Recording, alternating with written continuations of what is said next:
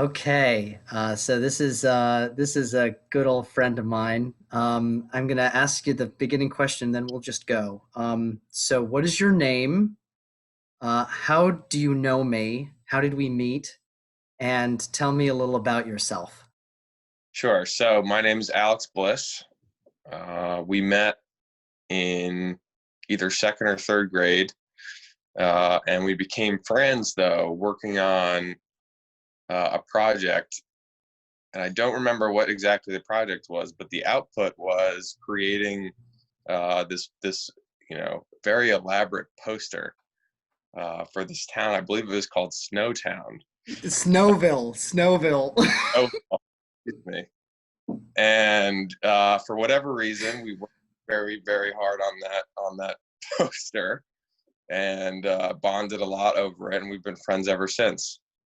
Um, and so, as for myself, yeah, 29 years old, lived in DC for the past 7 years, but actually I'm moving to Pennsylvania soon. I'm actually at my mother-in-law's house right now, and this is not my office, but and married with a baby on the way, little boy. I'm Catholic, and I love sports. I play on an intramural basis. I play lacrosse, and I am an avid New York Giants fan. The Giants. I'm a Ravens fan. I got my Ravens hat. Um, the first I don't know if you know this, but the first football game I ever watched was the Super Bowl between the Giants and the Ravens in uh, like 2000, and the Ravens just dominated. that was a good game to become a Ravens fan. Yeah, Yeah, exactly. Ray Lewis had like a pick six and killed him. yeah. I Um, think 1-0 or something like that. But so yeah, like what's cool about I think you're really my first friend that has talked about like their religion just so right up front and everything. What does it mean for you to be a Catholic? Well, for me, so I was what they call a cradle Catholic, meaning I have always gone to mass. Um, I have my entire family's Catholic. Both my immediate family and my extended family on my mom's side, Italian, big Italian family. My mom's dad is very very religious, goes to mass almost every day. So, in many ways, it's got a lot of personal family tradition tied to it, but also it's one of the longest surviving religions in existence as well. And so this it's a good symbol in my life of tradition, of stability. And then when I think about you know finding truth, right, you think from a logical perspective, that in my mind necessitates a God. And so you know because of the family background and some more thinking I did about that, I actually got away from the Catholic Church for a while, probably between when I was 18 or so and maybe 25, 26. Didn't go to mass, partied it up, did a bunch of drugs, drank a lot, uh, but made my way back because I had started doing just more research on how to live a good life. And so because I felt like I was drifting a little bit. And I read a book called 12 Rules for Life by Jordan Peterson, and it talked about finding truth in tradition, finding truth uh, in ancient mythology, but especially in the Bible. And so I was kind of like, wow, I didn't really know that the Bible said all this stuff. I always kind of just thought it laid out a bunch of rules and told some stories about Jesus. I never really read the Bible. When you go to mass, for those who aren't familiar, you get maybe 5 minutes worth of readings every Sunday. So it takes, it's you don't if you don't read the Bible on your own, you're not really getting a lot of exposure to it, even if you And go to. and they tend to be the same stories too, recycled over and over again. Yeah. So if you go to mass every day, you go through the entire Bible, but that's even, I believe that's over the course of 3 years still. But yeah, so most Sundays are a special, are a Sunday celebrating one thing or another. And so, uh, that's repeated almost every year. You're correct. And so, I never really looked at the Bible as a source for truth and a source for, even just, more simply self-help, right? Like self-help Oh, advice, which if you read a book like 12 Rules for Life, or even, someone, really far in that realm like Tony Robbins, all of them, quote the Bible. And so if you look at the Bible as a source of truth, I think that the religious sect that is the most adherent to that, and I think has a tradition beyond the Bible as well, is Catholicism. And so that was what drew me back in, and what drew me to Catholicism specifically versus going to some other Christian sect. And of course, the added benefit of my family already being involved in there, and my older brother Kyle, who I think is also, he's also been very devout his whole life, so that was another big push. hmm. Now, with like the idea that, in our kind of like mainstream culture, that like people who are religious, absolutely believe in, like, if you're religious, you have to believe in, uh, pro-life, you have to support gun rights, you have to be for lower taxes, like you have to be for like kind of like strict immigration. Like, Yeah. what are your thoughts on all of this, and to what extent do you think there's validity to that, and in what ways is it misguided? Well, I would say, I guess the idea that you have, right? So I think one of the beautiful things about God's creation is that He gave us free will. So the whole idea is that you don't have to be anything.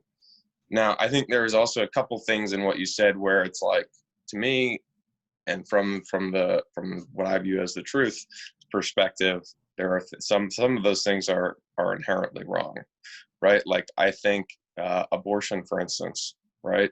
Human life begins at conception. In my mind, any other place is arbitrary.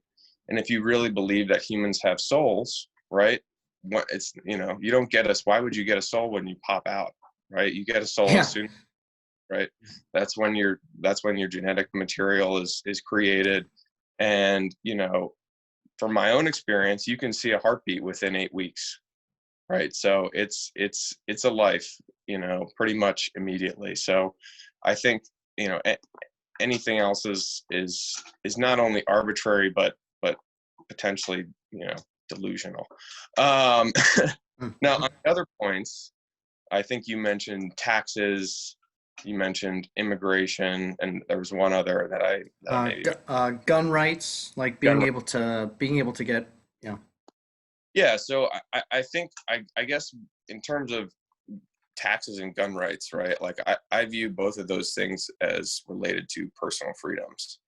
And so to me, personal freedoms should be maximized, especially when they are, uh, natural rights, right? Like, and so when you think about the Second Amendment in our country, which is a right to bear arms, which is really a right to protect yourself and a right to protect your own property.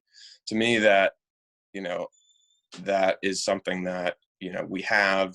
When I say a natural right, to sort of put it simply, it's like if you picked up if there was no laws or no state or no nothing, right, and you picked up a stick and somebody tried to come take your elk that you just killed, you would be able to whack that guy with the stick, right?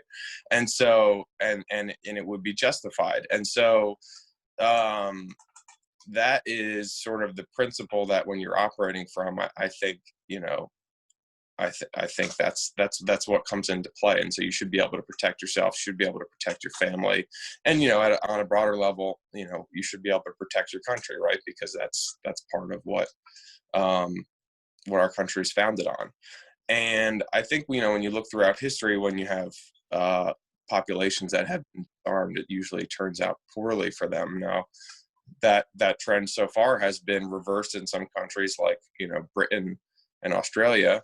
But I mean, in England, you could say like people are getting arrested over tweets now. So like, how good is it really?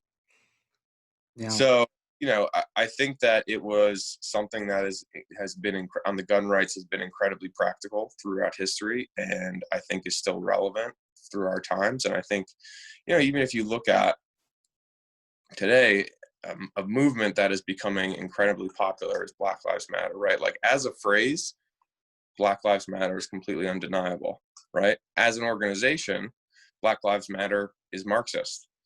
They want to destroy the nuclear family. They're focused on trans rights. It's not it's raised billions and billions of dollars because they have this amazing slogan, right? That is totally true as their name, but they don't. But they aren't that. And so like, if you could imagine that, that type of momentum builds, and you could have a Marxist government in place in, who knows, 10 years, whatever, right? Could It's you? Yeah, this is I kind of this is interesting, right? Because I think this is a different perspective than I've heard from many of the other people that I've talked to, and everything is the Black Lives Matter being a kind of a Marxist organization, and also being pro trans rights, and also pro the dissolution of the nuclear family, which is what you're saying. Like for you, like how do you see that movement as moving things in that direction, and or like yeah, what is it yeah. about So yeah, like what I why yeah, could you draw that connection between Black Lives Matter and those things, because I yeah, don't see that. I mean, thankfully it's pretty easy. If you just go to their website, they say these things. So and so what I'll say is like, I don't think that Black Lives Matter has had a lot of impact on those parts of the narrative, because of course I think the main thing that they're known for is their fight against police brutality, which I support them on that.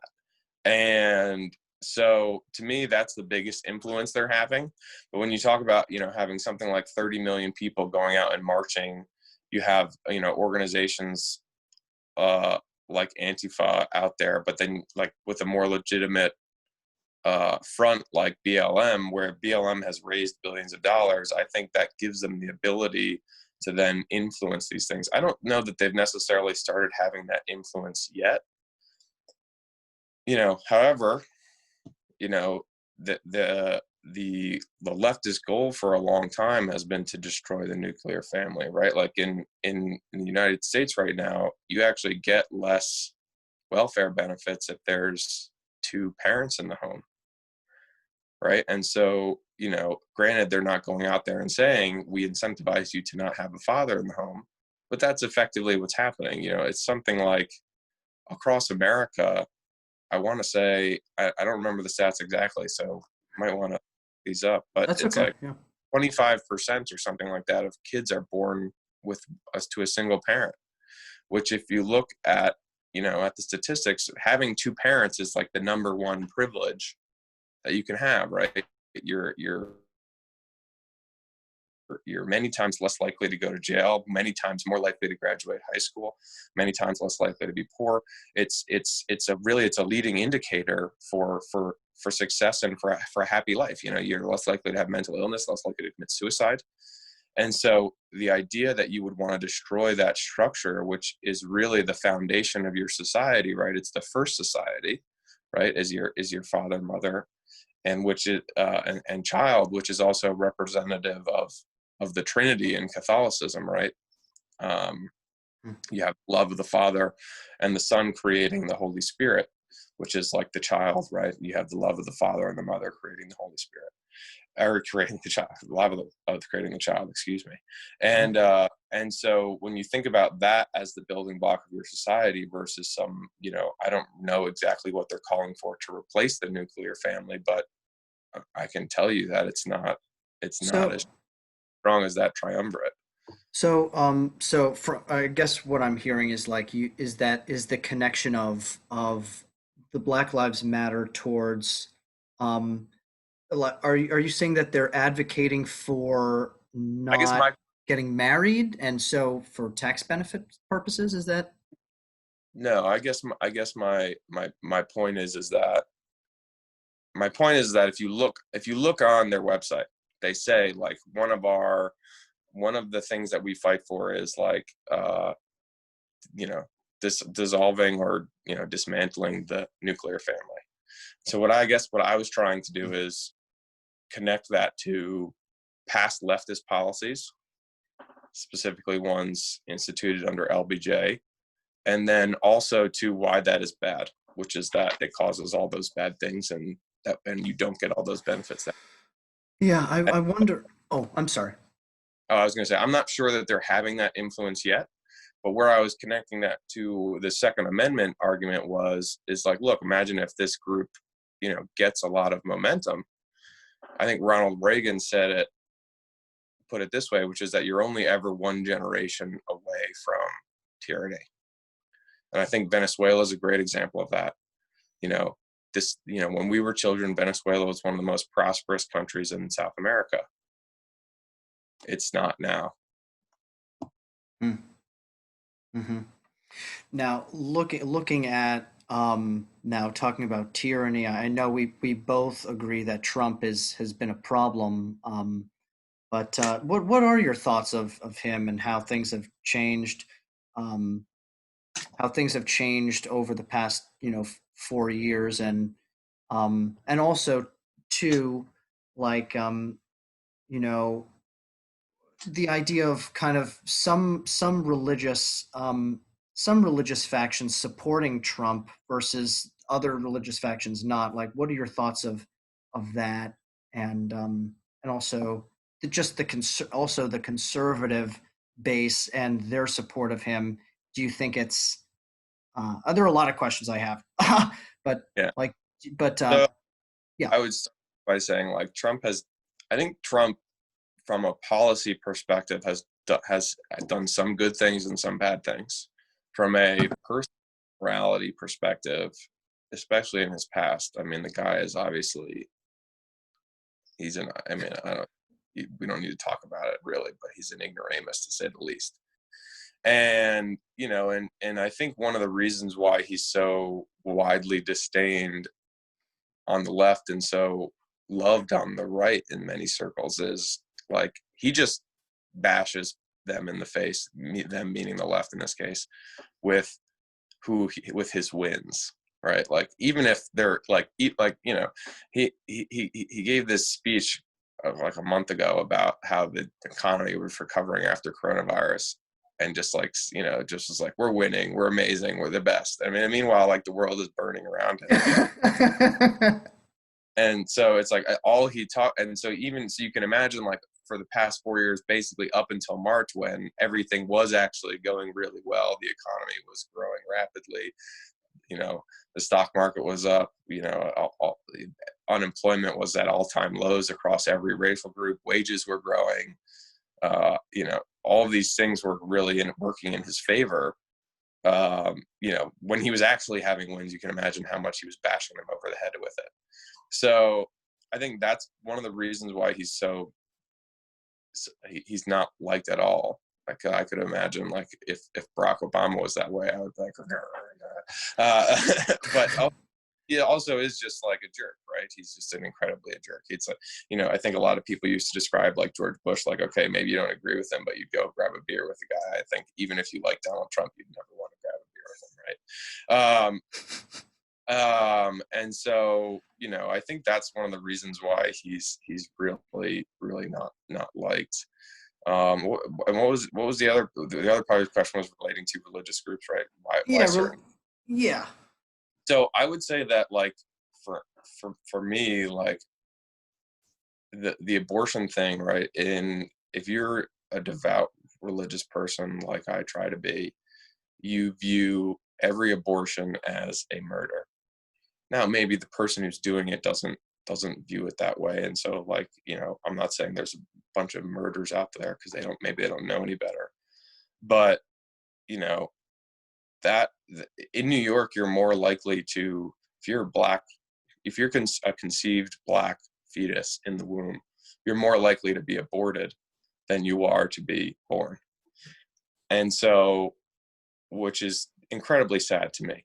And so when you look at religious people who support Donald Trump, he's been staunchly pro-life. Now, granted, it's been difficult to make progress in that because it's just become so entrenched in our society. But to me, all the other stuff is worth having the president's support on that point. And then, you know, you look at, so I think from a religious person's perspective, that is the number one thing. Now, if you're not pro-life and you're religious or whatever, I'm not really sure what you're thinking. From a purely religious standpoint, like, you know, the guy is a you know, he's a mean adulterer. And so it's difficult for me to answer that question. I think the other piece of it is that conservatives for a long time, like, I think what really in my mind made this click for me, it was like they used the same language to describe Donald Trump as they did to describe Mitt Romney, right? Like a misogynist, racist, you know, all these different ists, right? And it's like Mitt Romney, you know, for everything you want to say about him, is like a very genteel, nice guy, and Donald Trump is not. And so for you to describe those two men the same exact way just became immediately disingenuous. And I think that what people started really liking in 2016 was Donald Trump's ability to start throwing these insults back at the left, right? Because the left, in my mind, has been doing a lot of insulting, at least through my age of being involved in politics. I can't really, I haven't done the historical research, but you know, since I've been 18, I've kind of noticed that trend, and really nobody on the right did it to the same degree except for Donald Trump. And so I think people also just like that he kind of sticks it to him a little bit. The thing that I'm seeing a lot is like, I agree with you. I think that right now, like, the narrative is such that, like, you see liberal media outlets and conservative media outlets screaming at each other, and then you have Trump kind of as a media president kind of doing the same thing. But what's interesting is that, like, we equate the liberal and conservative medias doing that as also the people who are either registered Republican or Democrat being that same way. And I just completely disagree. I think, and I'm sure that you would agree in a certain way, that, like, these media outlets are intensifying the screaming and yelling, and it's affecting people, and maybe it's drawing people to those sides. But the majority of Americans, I don't think, are as, like, face to face, aren't as Yeah, I don't know, I demeaning, you know. where you're going. And so what I think is, I think you're totally right that especially the cable news, but I think even more and more storied newspapers like, you know, Wall Street Journal on the right and Washington Post and New York Times on the left, like they're polarizing themselves, especially if you're foolish enough to read the opinion section. And I think that the thing that is doing is stoking fear. And I think that, you know, like, for instance, CNN, as bad as coronavirus might be, right? You don't need every day at all times to show the death count and the infection count on the little bar on the right? In big red numbers. Like, I know CNN's colors are red, but it's like they make it, it's like every, you know, it's like everything that they do it in such a way to scare you. What's interesting, I just want to jump in on that, is, like, you know, why if they're doing that for coronavirus cases, why haven't they been doing that for the national debt? Right? The national debt's what, like $24 trillion now. Tuberculosis, which is already, you know, which kills, you know, 2 million people a year, right? Like, so Yeah, and if you and you know, to your point, if you include actually unfunded social security liabilities, unfunded Medicaid liabilities, unfunded pension liabilities, it's like 100 trillion or something like that. So, I think that it's sort of like, what's the fear du jour, right? Mm. And I think that that part of the issue with that is, when you have a fear response in your psychology, your frontal lobe shuts down and you can't do critical thinking. So, um, and you can't even do fine motor movements, right? And so that's why when you watch people fight, they usually look like, as my football coach used to say, like two monkeys humping a football. And so it's like, it's like you lose those fine controls of your human intellect and your human body. And so I think what that does is it drives people into what they know. And so, uh you know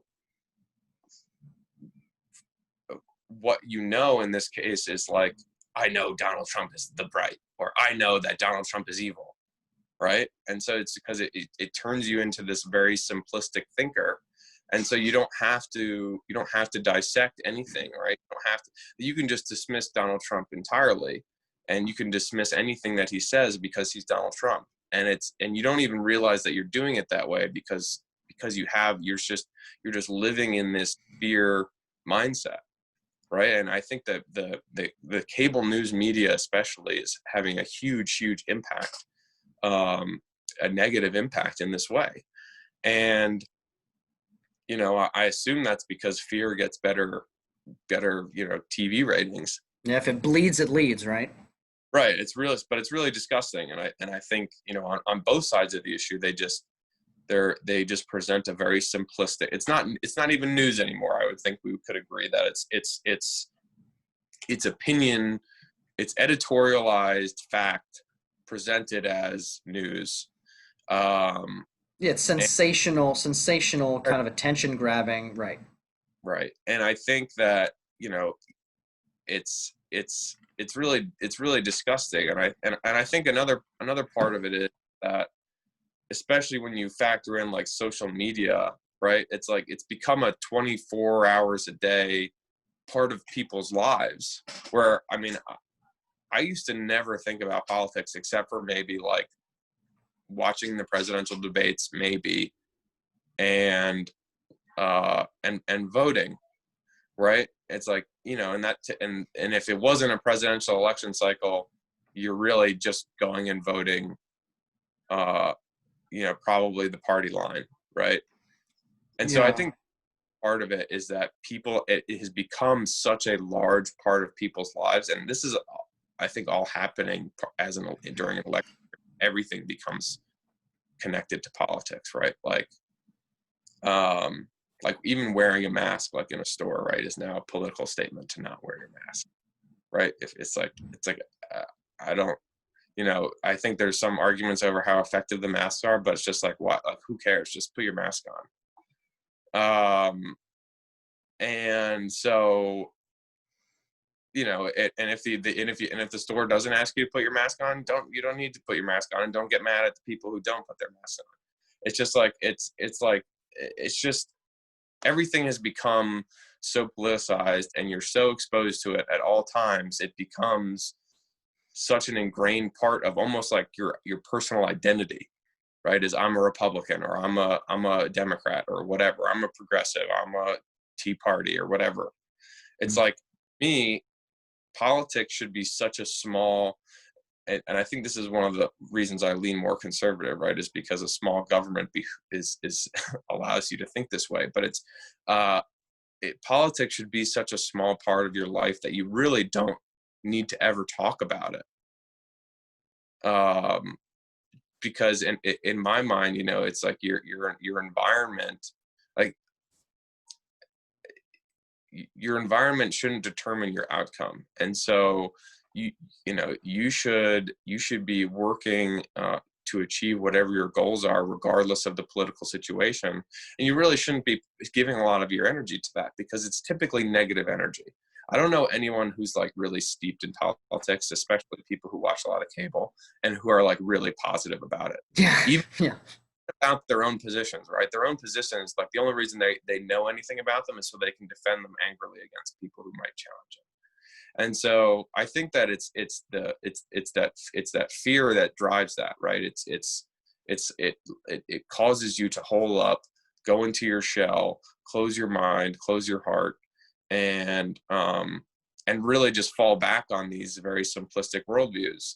And you're just getting blasted in the face with it all the time. Like, I look at Instagram way too much, and I get blasted with it all the time. And it's like, I notice that looking at it, it's like, man, this is like, I just don't feel that great after I look. yeah. This sucks. Why am I doing this? Yeah, and then I do it again anyway. You know, it's like this. But so it's like all those factors combined, I think, really leads to a negative outcome and a negative mindset, um, which you know, as Kenny, as I think we both, it's like having a positive attitude and a positive outlook and being focused on the right things, you know, for yourself is one of the most important things that you can do. Wow. Yeah. Well said, Alex. Dude, you're so articulate, man. I love this. I love it so much. Just love listening to you. Even though we disagree on, I think we disagree on a bunch of issues. Like, I really enjoy hearing your perspective. Um, and I think that's something that I'm trying to foster, and that we all are trying to kind of work towards too. So I just have a question too, kind of going back to, the idea of like the Black Lives Matter movement, and do you do you believe that kind of the black community in America is underrepresented and is has been treated unfairly in the past? And if so, if Black Lives Matter isn't a great isn't a sufficient solution for you in your eyes, like what would be a good way to kind of move towards establishing more justice for Black America? Okay, so I think the second question I'll do first, which is, have they been treated unfairly in the past? I think if you look back through different uh, periods of American history, you can say yes to that about almost any racial group other than like white Anglo-Saxons, right? Like, Columbus Day was actually instituted in America because in New Orleans there was a lynch mob that hung 11 Italians, right? And so that was actually the origin of Columbus Day in the United States, is to placate Italians. So, and that's, you know, that was actually the largest lynch mob in the country's history. And, you know, so it's like, and now Italians, I think, would be grouped in with white people. So I think America has a very unfortunate history of treating racial groups poorly. And so I think your first question, what was your last question was, you know, if Black Lives Matter isn't sufficient to move forward, what would be? But what was the first question? Yeah. The first question is, do you believe that um, do you believe that uh, that the black community in America has been treated unfairly in the past? Got it. So, okay. So I think the answer is like unequivocally yes. And so, you know, I think one of the reasons why Black Lives Matter isn't sufficient is because Black Lives Matter. I think this goes back to, I guess, my point about environment shouldn't determine your outcome, right? So there are definitely people who have had it and will have it way harder than I have. So I don't mean to say that your environment doesn't make things more difficult. What I mean to say is that, um, you know, in order for you to, you know, to have any personal progress, you have to make personal change. And so the government isn't going to solve your issues for you, right? Like maybe, you know, maybe, and so I think that's really the number one issue, is that people are looking to their government to fix it. And so when you talk about Black Lives Matter, right, there's no sense of personal responsibility there, right? It's the white man has taken this from you, and historically that's been 100% true, right? I think we agree on that. But I think you could look at another racial group that up until the 50s was really treated very much in the same way, which were Asian Americans in this country. Now, if you look at Asian Americans, they have, they're the, in terms of an ethnic group financially, they have the most wealth, they have the most income, they graduate high school at the highest rates, they're the highest educated, they live in the best neighborhoods. So it's, when you look at those two disparities, I think you have really one difference, which is like the culture of those groups, right? Like school, high performance across athletics, across especially like musical instruments, extracurriculars, is very, very important in the Asian community, right? They're also very directed towards STEM early on, right? Like the joke is like you'd be a doctor or an engineer, a lawyer, right? It's like, or now you can go work in finance maybe.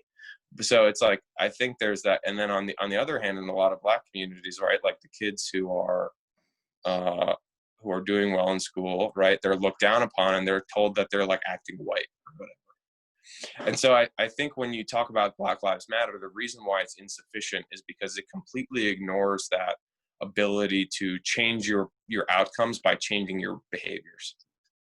And so, and anyone can do this, right? Anyone can change their life by changing what they do, and on a daily basis.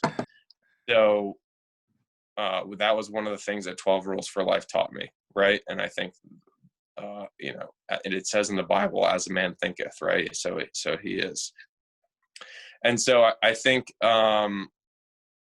when you talk about Black Lives Matter, it just completely lacks that element of personal responsibility for your own situation, and then even a broader sense of cultural responsibility for the way a lot of Black people live their lives, especially in the poor communities. Mhm. It could also be too like that the government maybe has not been helping to encourage people's um self-motivation as well as they could. Maybe that is maybe reframing the government's like their kind of initiatives as kind of self-empowerment initiatives instead of providing, Totally. yeah. I I guess wonder. I Oh, totally agree. I guess so. Totally agree that government programs have been part of the problem, right? I think we talked about one earlier, which is the essentially financial incentives to get the father out of the household. I think when you start talking about, though, like the government filling this role of almost like a parent, right? I think that's actually what I view as part of the problem. Um, because like, if the government gets the role of coming in and teaching you how to live your life from a more fundamental perspective, right? Like I get that we have education so you can learn about math, society, history, all that, right? Like but if it sort of becomes a more fundamental teaching, right? I think then you started to replace religion has already started being replaced um, by different things in this country, but you really start replacing religion with the state, right? And then you have situations, I think, where that can easily spiral out of control. And you say, like, like for instance in China, right, they have a social credit score. And so what that means is if you don't live according with the way that the government lives, they literally will dock this score that you have. It's almost like that Black Mirror episode.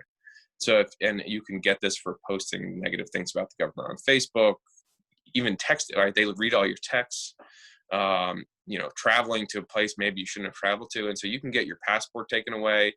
You can get locked inside your apartment. And so, I'm not saying that would necessarily happen like that in America, but that's kind of what it opens the door to that when you have the government filling this role of, the government essentially filling every role in a society. And I think that's actually what BLM is calling for, is for the government to fulfill the role of parent, right? That's, I think, what they mean by when they say, um, when they say we want to like tear down um, the nuclear family is you want to replace it with like, essentially government education on how people should live. And that's actually an idea that came from Rousseau, right? Who wanted every man to be a child of the state. And I think that's actually where a lot of the ideas on the left come from, is from Rousseau, taking sort of their logical conclusion. It's interesting, like hearing your perspective of Black Lives Matter and kind of the tie that you have to it to an economic perspective. Whereas like what I've been hearing from from most of my social circles is that Black Lives Matter is a movement to try to change the hearts of people who are hateful, and to be able to do that, you can't just legislate that away. Like and but people are like, there's nothing is being passed. Yeah, um but it seems like that is what people are protesting.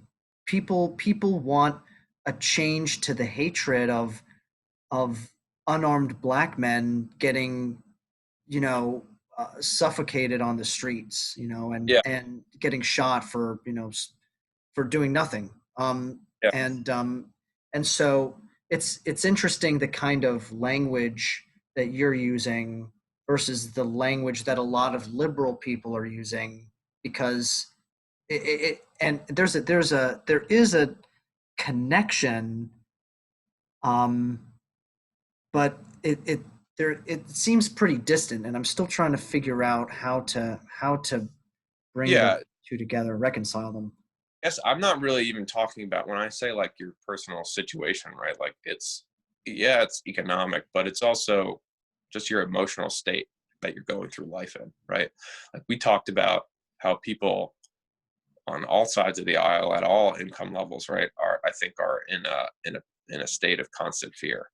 And so you can't have a successful life or be happy if you're in a state of constant fear, right? Like you can't feel gratitude if you're afraid.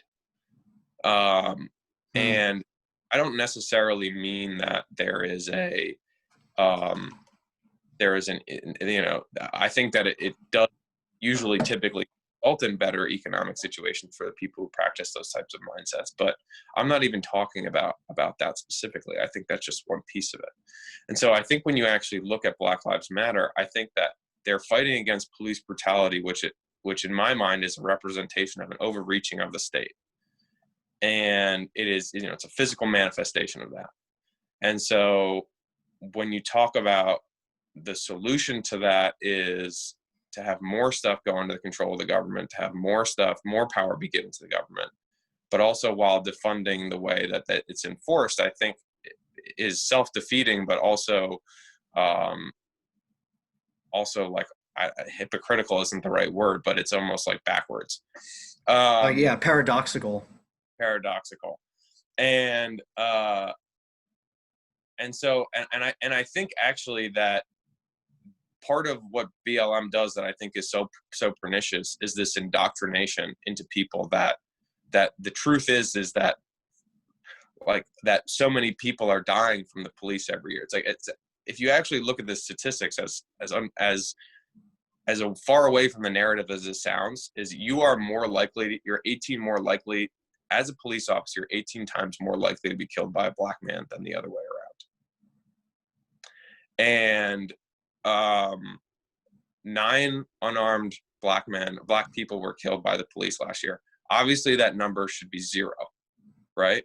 It was 1 woman and eight men. Obviously, that number should be 0. But when you talk about, the the scope of our country, 330 million people, it's like I don't know that 0 is realistic.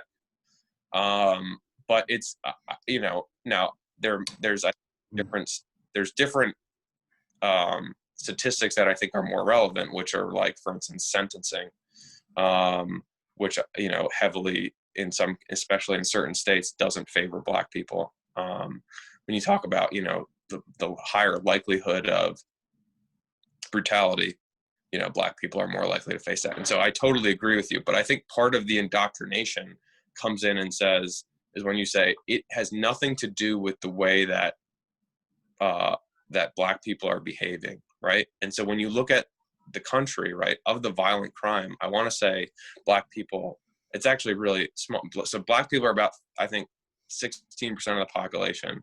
Black men, so about, we'll call it, right, 8%, are committing something like 50% plus of the violent crime, right? Hmm. Again, what the exact number is.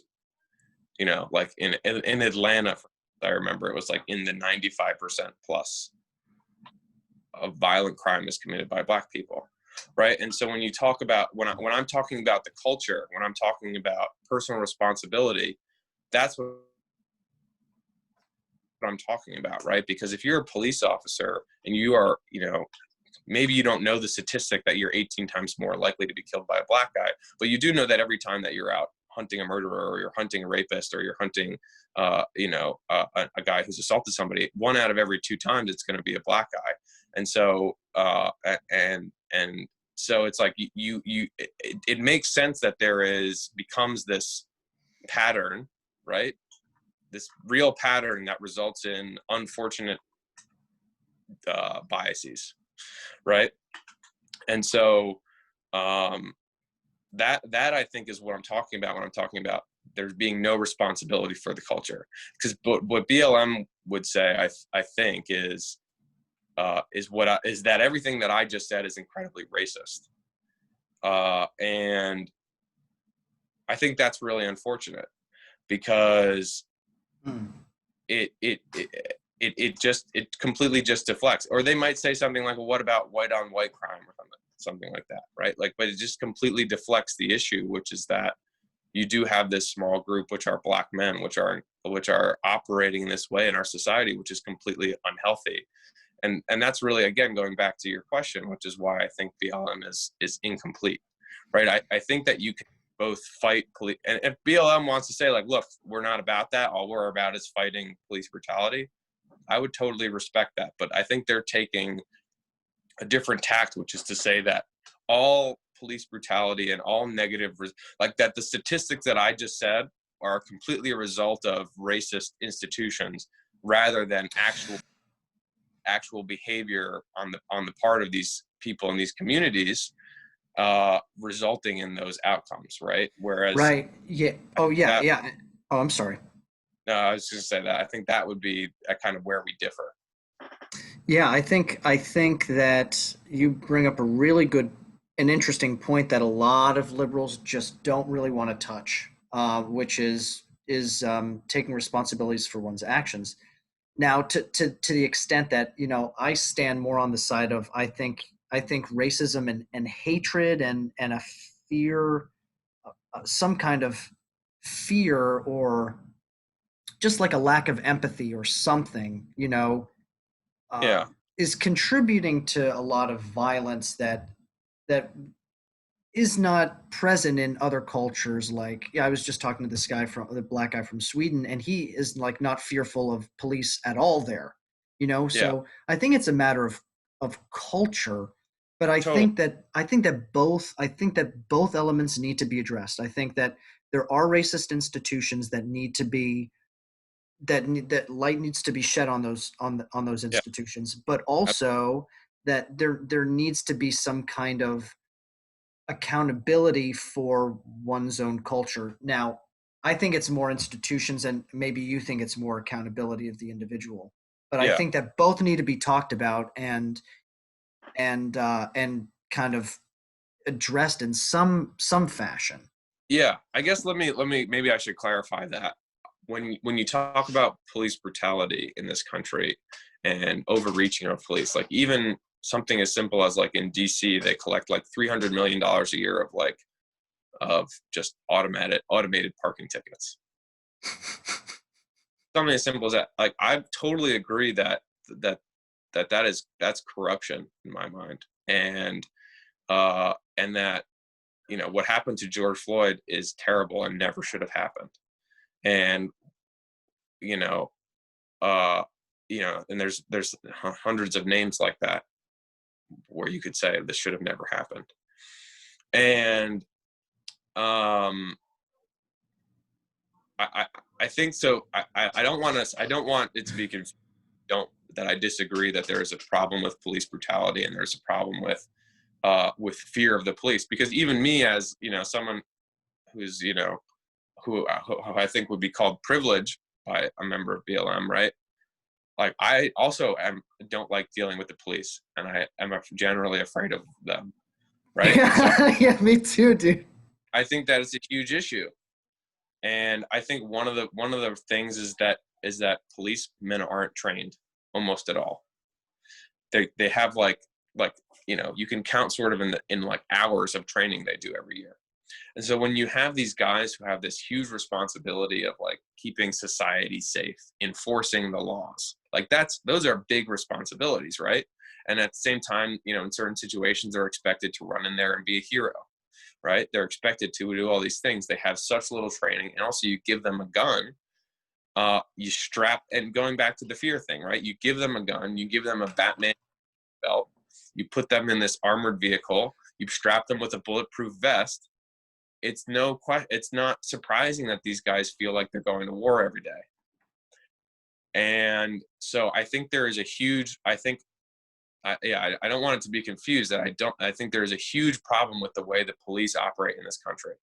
And I think that actually going back to one of our earlier discussions is one of the huge issues they have is that they all carry guns. I think that there are certain situations in which police officer needs guns and certain situations where they definitely don't, right? Like if you're setting up a speed trap, you probably don't need a gun. If you're just patrolling down the street, you probably don't need a gun. Yeah. If you're hanging out at Central Park, you probably don't need a gun. If you're going to raid some cartel thing down in Texas, yeah, you probably need a big gun. And so I think that there's this combination of this militarization of the police combined with absolutely no military style training and really no training at all, no training on de-escalation, no training on how to deal with people. I mean, like, for instance, like the police officer are asked to like pick up homeless people all the time. A lot of these people have drug issues. A lot of them have mental illness issues. It's like there's probably a very specific way that those people need to be treated. I can almost guarantee you that no police officer ever receives training other than sort of Yeah. training, if you will, on how to handle these guys. And so you mix that with like at least in New Jersey where we grew up, like the type of person who becomes a police officer is kind of like your meathead who doesn't really have anything else to do.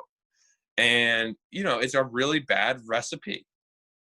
Well, And and so I think yeah. that a huge part of it is that you just don't have that. You spend all this money on stuff and you don't spend any money on training.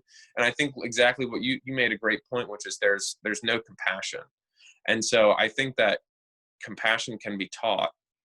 And so, that it's lacking on both sides, right? It's like, it's lacking in the police officer who thought that it was a good idea to kneel on this guy's neck for 8 minutes after he had been clearly subdued. And it's lacking in the BLM person who might watch this video and probably will try and destroy my life, right? And so, it's that, I guess that's I think part of the huge issue across the whole spectrum is that in order to create love you have to lead with compassion. You can't lead with anger and then expect love as a response. Well said. Well said. Yes. Dude, man. I love talking to you. I love talking to you. It's great. Like Uh, anything. just to like one more question on my end, and then I'd love to just hear kind of thoughts that you've been thinking about lately, just with your life and starting a family, and or just with anything else. But so we talked about good old Trumpy and stuff, and where do you stand on where do you think your vote may land in November, and um Yeah. So I'm right now. I'm almost certainly going to vote for Trump, and I think he has a sordid personal history, but I unfortunately I think Joe Biden both is senile, and is going to be a puppet for the more progressive left. I think, even if you just look at the Democrats' party platform, according to Pew Research, like versus like 1998 to today, so right, you have like sort of Republicans, you have like center Republicans, Democrats, like it's gone like Democrats. And so I think that trend is really continuing. And I think actually social media is a huge part of that, is because the progressive left knows how to use social media. Like AOC has a huge following, even though she commands like one of the smallest districts in the country. Hmm.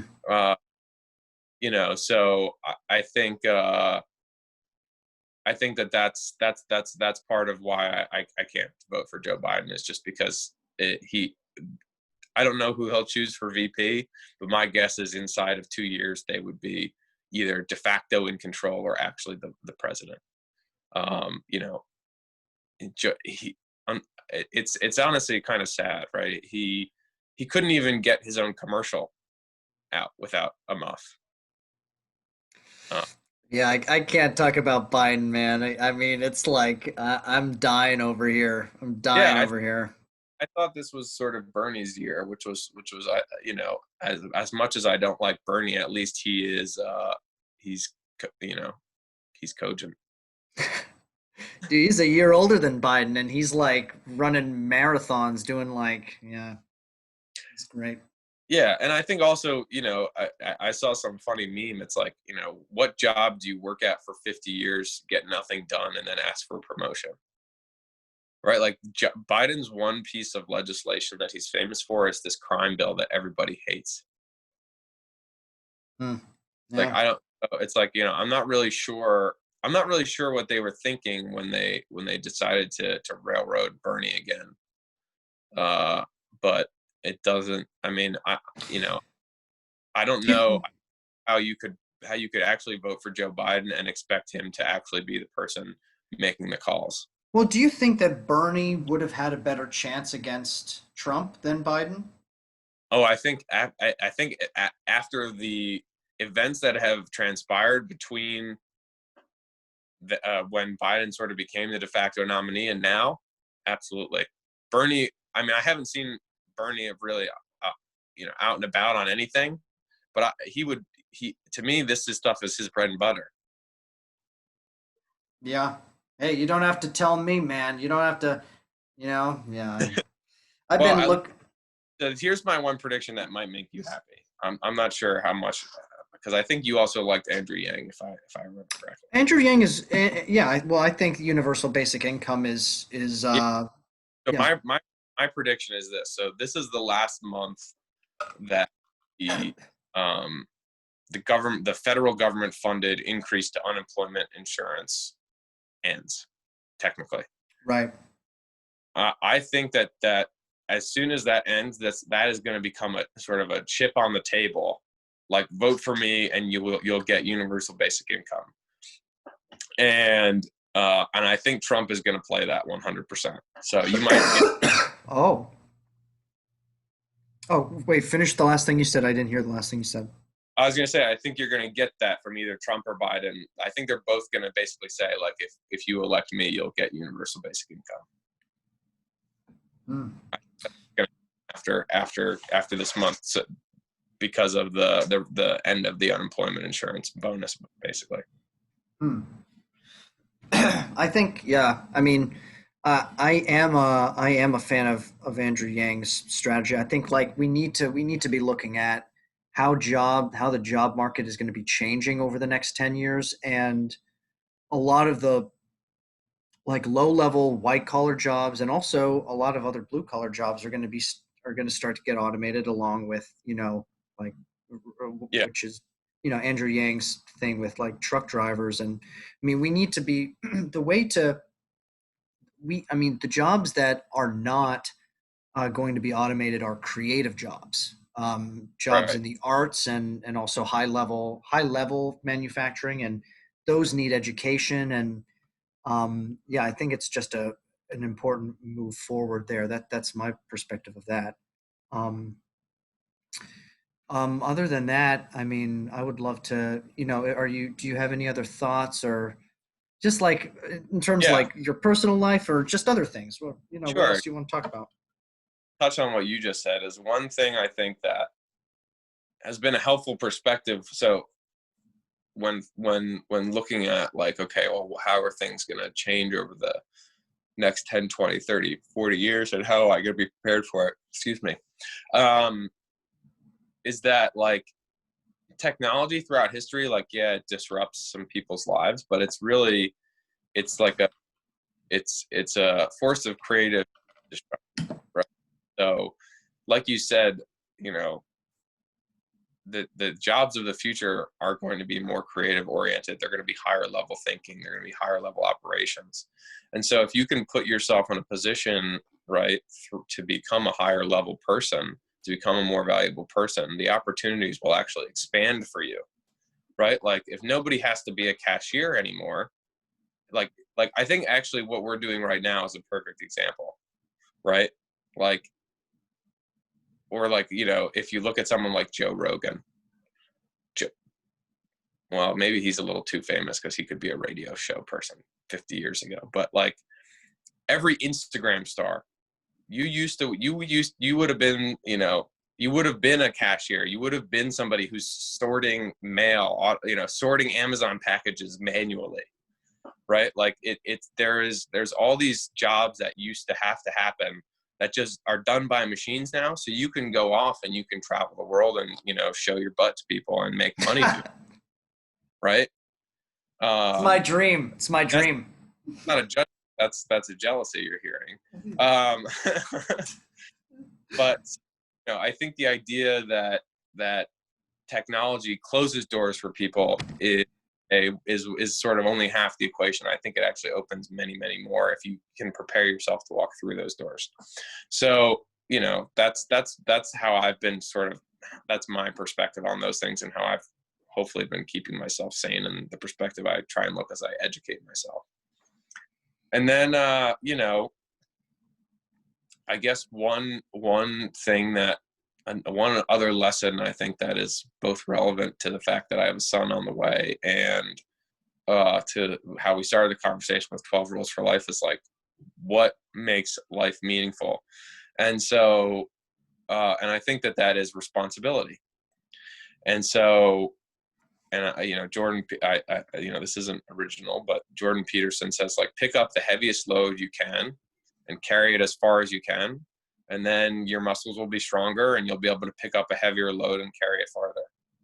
And so, and I think what's also implicit in that is growth, right? And so if you can focus on taking responsibility and you can focus on growth, personal growth, making yourself better, I think that those are really um, two keys to at least feeling like your life is moving forward at the very least.